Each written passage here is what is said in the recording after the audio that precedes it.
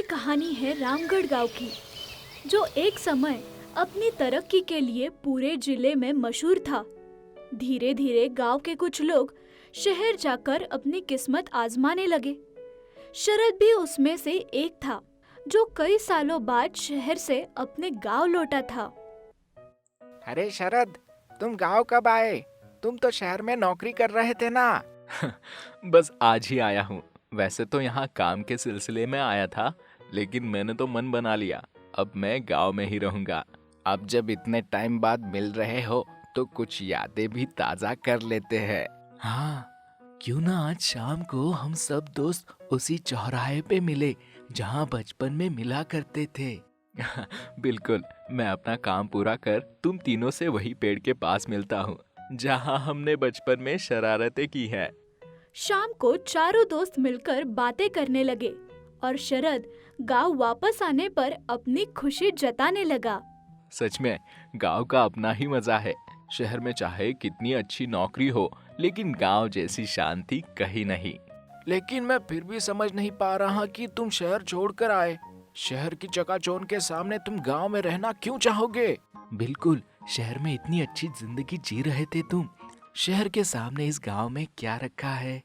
उसी वक्त गांव की एक बच्ची छुटकी साइकिल से आते वक्त रास्ते में गिर जाती है।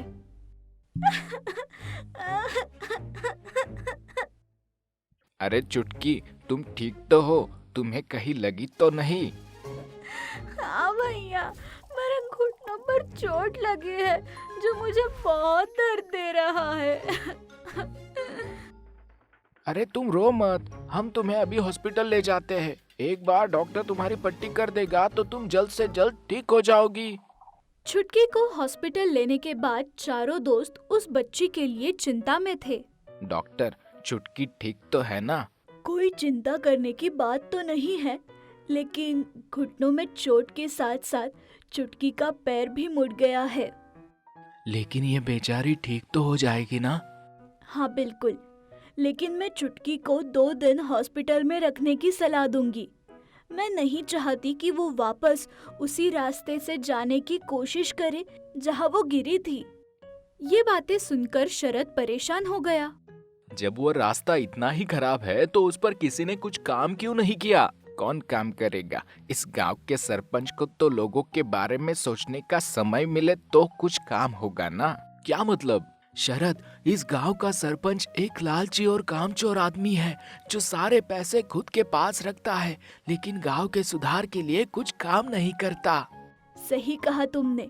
ये एक हफ्ते में तीसरी केस है जो उसी रास्ते से गिरकर यहाँ हॉस्पिटल आए हैं।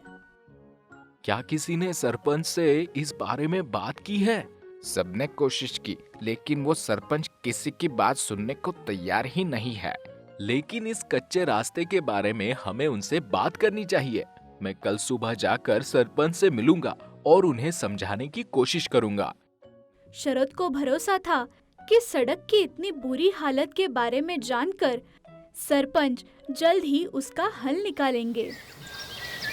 सरपंच जी, सरपंच जी, सरपंच जी, मुझे आपसे एक जरूरी बात करनी है। हाँ बोलो शरद, कैसे हो? कब आए शहर से? मैं ठीक हूँ सरपंच जी, आप कैसे हो? मैं भी ठीक हूँ। बोलो, क्या काम लेकर आए हो? सरपंच जी, मैं आपको बताना चाहता हूँ कि हमारे गांव की सड़क काफी कच्ची है, जिसके कारण बहुत लोगों को तकलीफ रही है। अरे ये सब क्या लेकर आए हो तुम?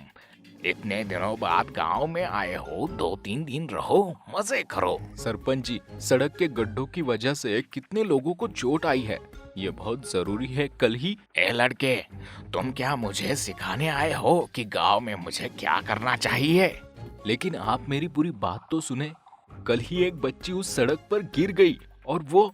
तुम मेरी बात सुनो, ये कुछ साल शहर में रहकर लगता है तुम्हें वहाँ की हवा लग गई है। अगर तुम्हें यहाँ इतनी ही तकलीफ हो रही है तो अपना सामान लेकर वापस शहर चले जाओ। शरद सरपंच के व्यवहार से हैरान था और इस बारे में वो अपने दोस्त से बात करता है।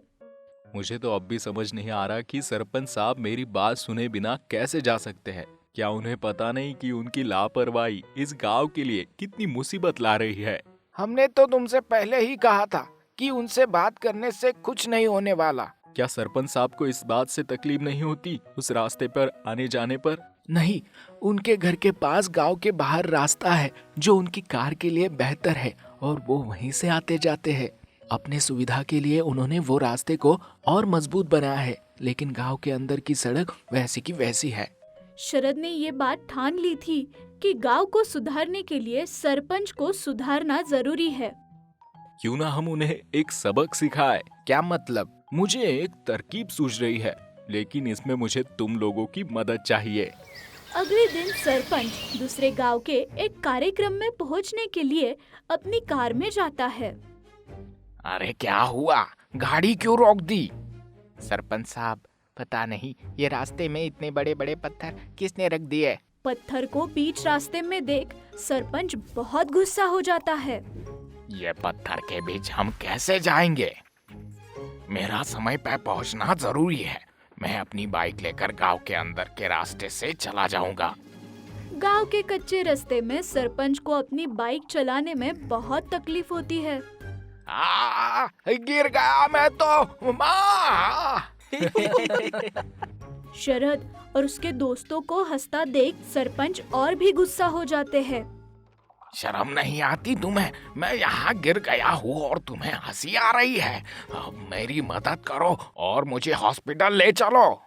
अचानक सरपंच के पास वाले बिस्तर पर छुटकी उन्हें देखकर हंसने लगती है। अरे सरपंच जी, क्या आप भी उसी रास्ते से गिर कर आए हैं? सरपंच साहब, आप यहाँ? मैंने कभी नहीं सोचा था कि इस हफ्ते उस सड़क से गिरकर चौथा केस आपका होगा।